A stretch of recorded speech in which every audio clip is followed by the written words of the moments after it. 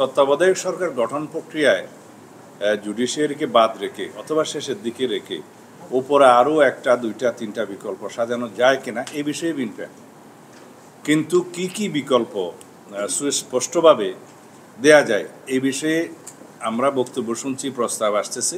আমরা দলীয় ফোরামে আরও আলোচনা করে নেক্সট দিনের আলোচনার আগে আশা করি আমাদের বিকল্প প্রস্তাবগুলো নিয়ে আসতে পারব। সবগুলো প্রস্তাব আমরা বিবেচনায় রাখতেছি। আমরা দলীয় ফোরামে আলোচনা করে একটা দুইটা তিনটা বিকল্প কী কী আছে সেটা পরীক্ষা নিরীক্ষা করে আমাদের পক্ষ থেকে সেই প্রস্তাবগুলো অবশ্যই দেব।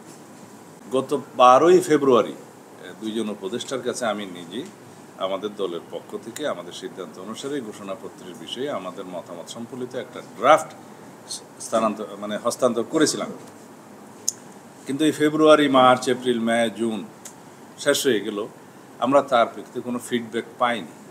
কিন্তু আমরা অনেক আলোচনা শুনেছি যে বিএনপির সহযোগিতা নেই।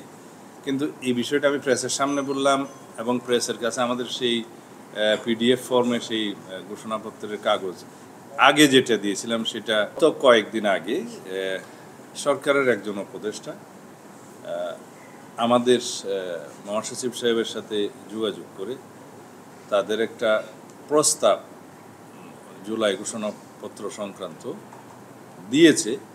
সেটা আমাদের আগে যে প্রস্তাবটা মতামতটা আমরা দিয়েছিলাম তার কিছু কিছু অংশ তার মধ্যে এমবডিড করে সেই প্রস্তাবটা দেওয়া হয়েছে।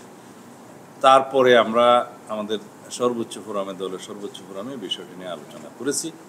করে আমরা খুব দ্রুততার সাথে পাওয়ার একদিনের মধ্যেই আমরা দলের পক্ষ থেকে আমাদের মতামত একটা ড্রাফট আকারে গত কালকে রাত্রে সরকারের সেই উপদেষ্টার কাছে আমরা এটা প্রেরণ করেছি। এখন পরবর্তী সিদ্ধান্ত কী হয়, আলাপ আলোচনা কী হয় সেই জন্য অপেক্ষা করছি। কারণ ওখানে এমন কিছু প্রস্তাব আছে, যেহেতু ড্রাফটটা আমরা সরকারের কাছে দিয়েছি, এই বিষয়ে হয়তো গোপনীয়তা রক্ষা করা আমার জন্য উচিত হবে।